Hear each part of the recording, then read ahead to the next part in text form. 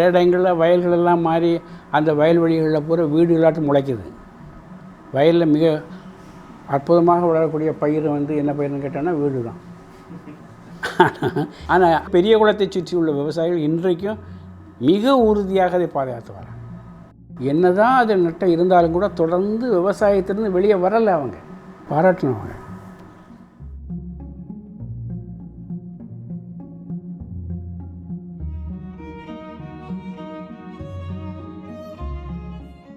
நம்ம பேசிட்டு இருக்க இந்த பெரிய குளம் ஏலான்றது அதிகாரப்பூர்வமான வரலாற்று ஆவணப்படி ராஜராஜ சோழனுடைய அந்த வட்டெழுத்து கல்வெட்டின்படி 1030 வருஷம் ஆச்சு. இப்போ அதுக்கு முன்னாடி எவ்வளோ ஆண்டு இருந்தது நம்ம ஆவணம் கிடையாது, நம்ம அதை சொல்ல முடியாது.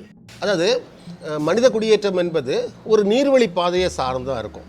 அங்கே பார்த்தீங்கன்னா நீர்வழி பாதையில் மனுஷன் குடியேறான்னா அவனுக்கு உணவுக்கான தேவை இருக்குது. ஏன்னா காடுலேருந்து அவன் ரொம்ப தூரம் கடந்து வந்துட்டான்.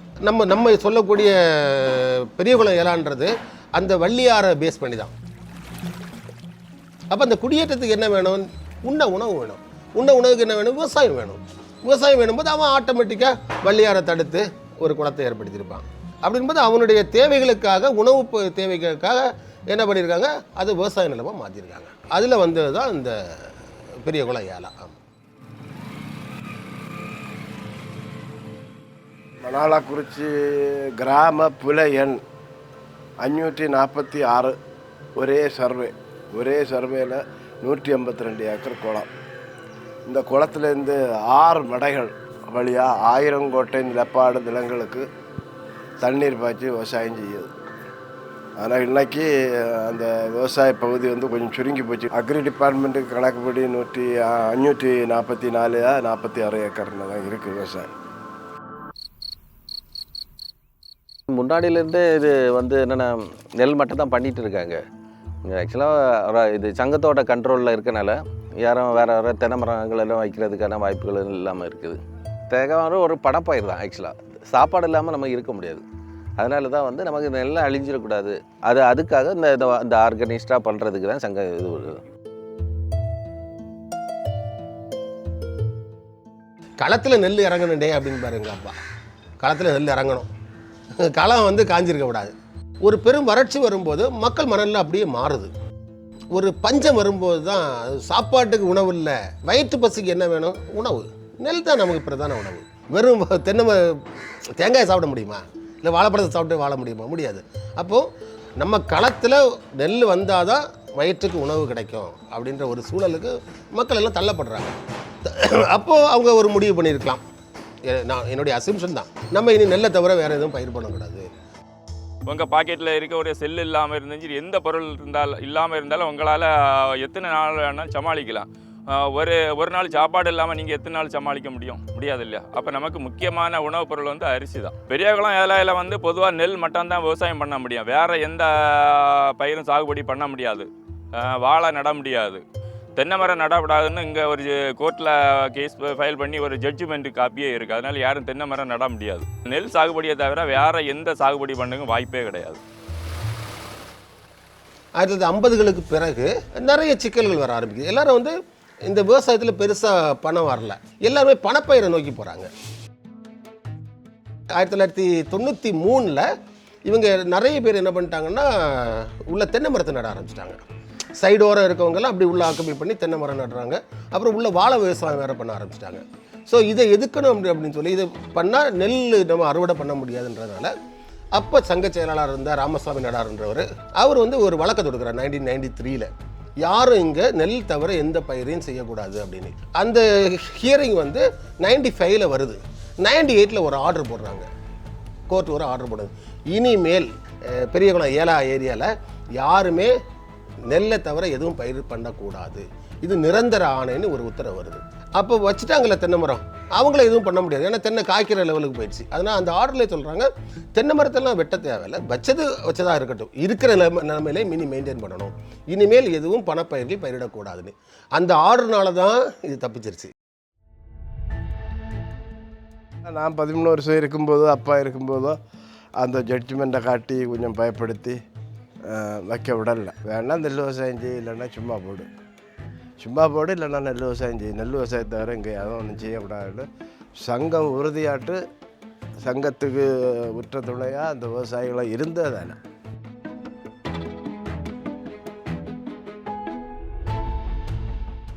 தென்னை மரம் வச்சா எல்லாம் சோம்பாயிரம் இல்லை. இப்போ சோம்புனா அந்த தென்னை மரத்துக்கு நிழல் அங்கே போயிடும் இல்லை. நிழல் விழும்போது அந்த நெல் விவசாயத்துக்கு அந்த நிழல் ஆகாது, பயிர் ஈல்டு வராது, பயிர் பிடிக்காது, ஒரு மாதிரி இப்படி சும்மா நிற்கும் அவ்வளோ. அப்போ அதில் விவசாயம் செய்தால் அது பெரிய புண்ணியமாக இருக்காது. வாழை என்னென்னா பக்கத்து வயலுக்கு சோலை அடிக்கும், பருவத்துக்கு தண்ணி கிடைக்காது. தண்ணி அடைச்சிட்டாங்க என்னென்னா ஓப்பன் பண்ணி கொடுக்க மாட்டாங்க. நம்ம இஷ்டத்துக்கு போய் தண்ணியை திறக்க முடியாது. சங்கம் இருக்குது, அதுக்கு பொறுப்பான தலைவர் இருக்கார். வாழை விவசாயம்னா அது தனி, அது நெல் விவசாயத்துக்கு சேராது.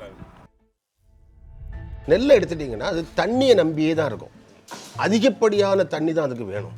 ஓகே, நீங்கள் வேறு இடத்துல அதை பயிரிட முடியாது. நீரோட்டம் இருக்கக்கூடிய இடம், நீர் சார்ந்த பகுதிகளில் மட்டும்தான் நெல் பயிரிட முடியும். இப்போ வாழையோ தென்னையோ எங்கே வேணாலும் வைக்கலாம். ஒரு போரை போட்டு தண்ணி எடுத்து விட்டுறலாம், பாய்ச்சா போதும். ஒரு வாரத்துக்கு ஒரு வாட்டி பாய்ச்சாலே போதும். இல்லை வாழைக்கு 2 days ஒன்ஸ் பாய்ச்சா போதும். ஆனால் நெல்லுக்கு அப்படி இல்லை, தண்ணி நிற்கணும், தண்ணியிலே வளரக்கூடிய பயிர். அப்போது நெல் விவசாயம் அழிஞ்சிடும்ன்றதுக்கு தான் அதை காப்பாற்றணுன்றது வேற. ஏன்னா நமக்கு தண்ணி சார்ந்த இடம், வள்ளியாறுன்ற ஒரு பெரிய நீர் ஒரு பெரிய ஆறு ஓடிட்டுருக்கு, அது பக்கத்தில் குளம் இருக்குது, பெரிய குளம் இருக்குது. அங்கே நெல் அதை தண்ணி எப்போவுமே நமக்கு அவைலபிளாக இருக்கும். அப்போ அங்கே நம்ம தென்னையாக மாற்றிட்டா இல்லை வாழையாக மாற்றிட்டா அப்புறம் நாளை ஒரு காலத்தில் நமக்கு நெல்லுன்றதே கிடைக்காது.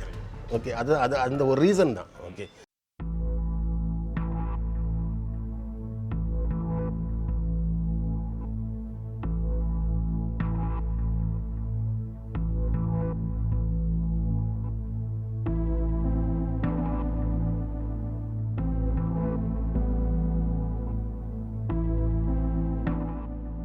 ரூல்ஸ் இல்லைன்னா உங்களுக்கு விவசாயத்தை பண்ண முடியாது இல்லை.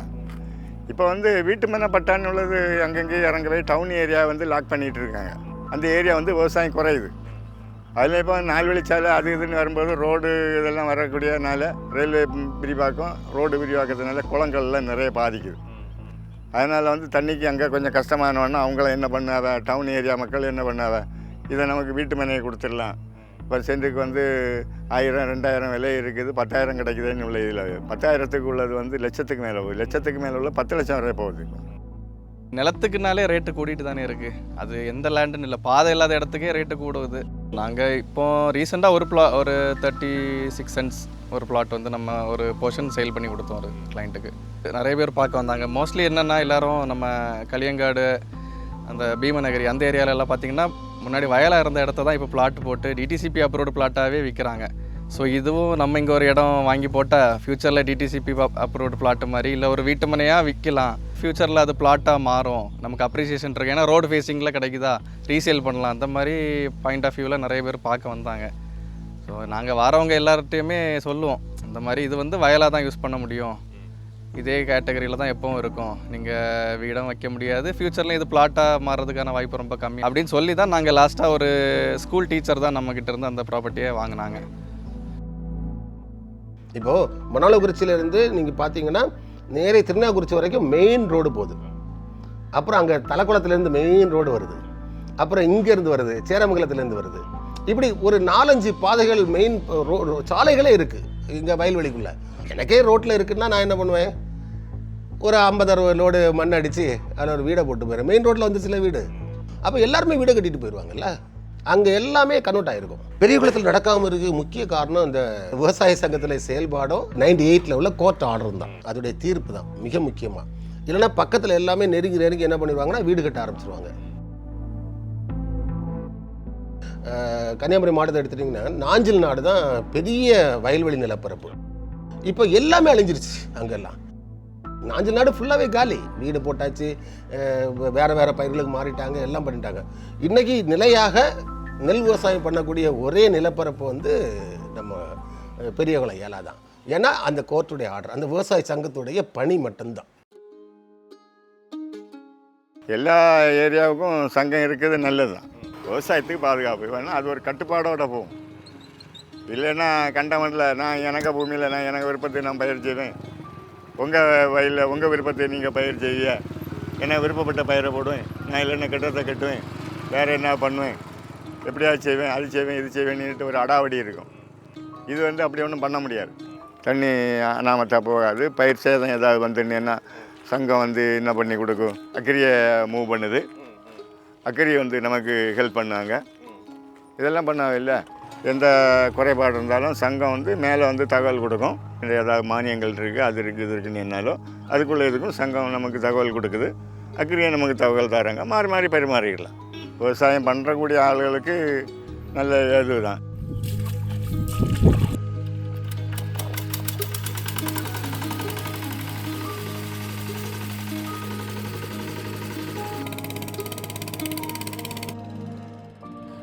ஒரு லட்ச ரூபா முதலீடு பண்ணிக்கிட்டு அதில் ஒரு 5 லட்ச ரூபா லாபம் கிடைக்கும்னு ஒன்றும் பண்ண முடியாது. அந்த மாதிரி ஒன்றும் நம்ம எதிர்பார்க்க முடியாது. கொஞ்சம் லாபம் கிடைக்கும், அவ்வளவுதான். கிட்டத்தட்ட நம்ம நாட்டுக்கு இத்தனை டன் ஒரு நெல்லை உற்பத்தி பண்ணி கொடுத்தோம், அந்த ஒரு திருப்தி தானே தவிர மற்றபடி இதில் பெரிய லாபம்னு எதிர்பார்க்க முடியாது. பெரியகுளம் விவசாயிகள்ன்றது எல்லாமே குறு விவசாயிகள் தான். எல்லாமே 20 சென்ட், 10 சென்ட், 20, 30 சென்ட், 50 1 ஏக்கரில் இருக்கவங்க ரொம்ப ரேர். அது குறு விவசாயிகளுக்கான இடம் தான். ஆனால் அந்த இப்போ பார்த்தீங்கன்னா அந்த பெரியகுளம் சார்ந்த ஊர்களில் மணாலக்குறிச்சி, சேரமங்கலம், அந்த சுற்று வட்டாரத்தில் கிட்டத்தட்ட ஒரு சுற்றளவு ஒரு 8-10 கிலோமீட்டர்ஸ் உள்ள விவசாயிகள் எல்லாருக்குமே அங்கே லேண்ட் இருக்குது. சமூக நீதின்னு எடுத்துக்கிட்டிங்கன்னா ஜாதி, மதம், இனம் எதுவுமே தடை இல்லை அப்படின்றது ஒரு மிகப்பெரிய உதாரணம் வந்து பெரியகுளம் ஏலா தான். ஏன்னா இஸ்லாமியர்களுக்கு இடம் இருக்குது, நம்ம தாழ்த்தப்பட்ட சமூகத்துக்கு நிறைய பேருக்கு அங்கே நிலம் இருக்குது, மீனவர்களுக்கும் அங்கே நிறைய இடம் இருக்குது. ஜாதிப்படி பார்த்தீங்கன்னா எல்லா ஜாதியினருக்கும் அங்கே நிலம் இருக்குது. எல்லாம் பக்கத்து பக்கத்து லேண்டாக இருக்கும். இவர் லேண்டில் சவுட்டி தான் அடுத்த லேண்டுக்கு போக முடியும், இவர் லேண்டில் வழியாக தான் மழை பயிரை கொண்டு போக முடியும். இங்கே சமூக ஒற்றுமைன்றதுக்கு மிகப்பெரிய எடுத்துக்காட்டாக நம்ம வந்து பெரியகுளம் எல்லாம் வச்சுக்கலாம். ஏன்னா பல சமுதாயங்களும், பல மதத்தவரும், பல இனத்தவரும், பல ஜாதியினரும் பக்கத்து பக்கத்து லேண்டை வச்சு தான் எல்லாம் ஒற்றுமையாக தான் இருக்காங்க. எந்த குழப்பமும் வர்றதில்லை. ஒவ்வொருத்தருக்குள்ள ஒரு அட்ஜஸ்ட்மெண்ட், எல்லாம் ஈக்குவாலிட்டி, எல்லாம் கலந்துரும். வயல்வெளி பாசனம் போது செம்புலத்து புலநீர் போயிலன்னு ஒரு பாடு வருது. அதே மாதிரி எல்லா நிலத்தில் உள்ள உரங்களும் எல்லா வளங்களும் ஒன்றா சேர்ந்து தான் பெரியகுளம் ஏலா இருக்குது.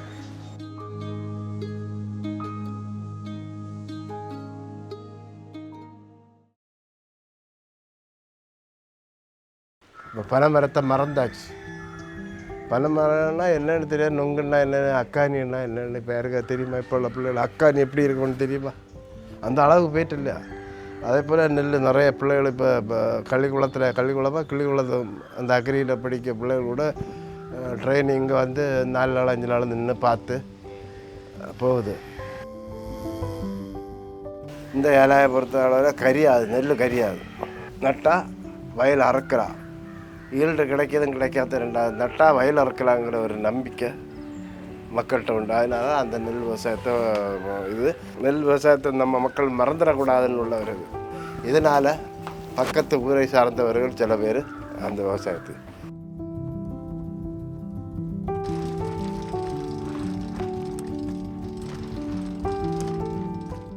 எல்லாருமே ஃபீல் இருக்கும். இன்றைக்கி நீங்கள் காலைல போனீங்கன்னா விவசாய டைமில் காலைல 4:30 மணிக்கு மம்பட்டி எடுத்துகிட்டு மேலே உருமா கட்டிட்டு போயிட்டே இருப்பாங்க. அந்த உறவு வந்து அப்படியே இருக்குது. இன்றைக்கி நான் போனால் கூட 5 வருஷம் தான் இருக்குது. ரிட்டர்ன் நான் என்ன பண்ணுவேன், ஊர் தான் போவேன், ஊரில் போய் தான் செட்டில் ஆவேன். அப்போ எனக்கு விவசாயம் பண்ணுறதுக்கு நிலம் வேணும். எனக்கு காலைல எழும்பி அப்படி ஒரு ரவுண்டு சுற்றிட்டு அப்புறம் விவசாயம் பண்ணிட்டு வந்து நெல் அறுவடை பண்ணி அதை சாப்பிட்டுட்டு அப்படி இருக்கிறது தான் மைண்டு. நம்மளுடைய ஜெனட்டிக்காக நம்மளுடைய ஒரு மைண்ட் செட் என்ன இருக்கும், விவசாயம் தான். ஏன்னா நம்ம விவசாயத்தை நம்பி தான் வாழ்ந்தோம். இது ஒரு ரொட்டேஷன், ஒரு சைக்கிள். பெரியகுளம் ஏலால இந்த உணவு சங்கிலி பிரிக்க முடியாதுன்னு என்னுடைய எண்ணம்.